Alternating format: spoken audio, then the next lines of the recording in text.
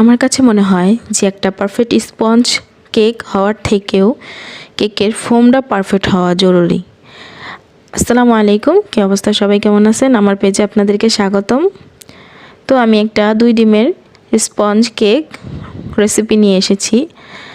আমি প্রথমে আপনারা দেখতেই পেরেছেন যে আমি ডিমটাকে 2টা যে ডিম নিছি, ডিমগুলো কতটা বড় বড় ডিম নিতে হবে।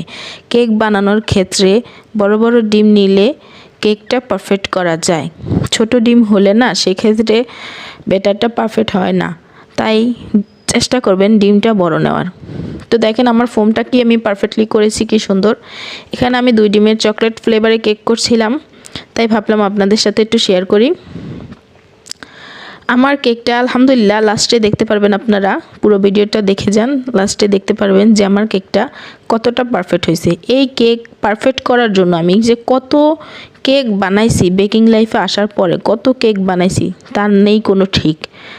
তো আলহামদুলিল্লাহ আমি শুকরিয়া জানাইবো আল্লাহর কাছে যে আমি পেরেছি। আমি এখন আলহামদুলিল্লাহ অনেক ভালোই কেক বানাতে পারি।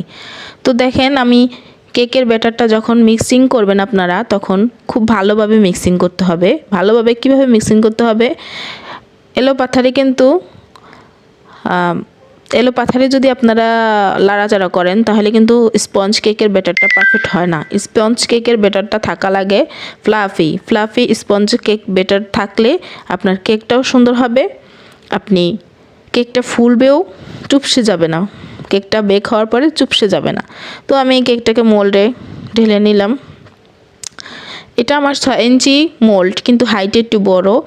তো এটা আমি হাইটে বড় হওয়াতে আমার সমস্যা হয় না, কারণ আমি যদি হাইট কেক করা লাগে তার জন্য আমার জন্য ভালোই হয়। আমি ওজন মেপেই তারপরে করি, আমার সমস্যা হয় না। দেখেন আমার কেকটা কতটা পারফেক্ট হয়েছে, দেখছেন? আপনারাই তো দেখতে পেলেন যে আমি কিভাবে কেকটা করলাম। তো আশা করি আমার ভিডিওটা ভালো লেগেছে।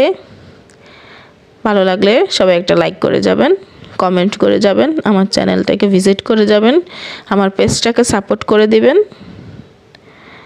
একটা সাপোর্ট দিতে সমস্যা কি, হাতে তো আর লেগে থাকে না। সবাই আমাকে সাপোর্ট করে যাবেন, কারণ একটা ভিডিও করতে খুবই কষ্ট হয়।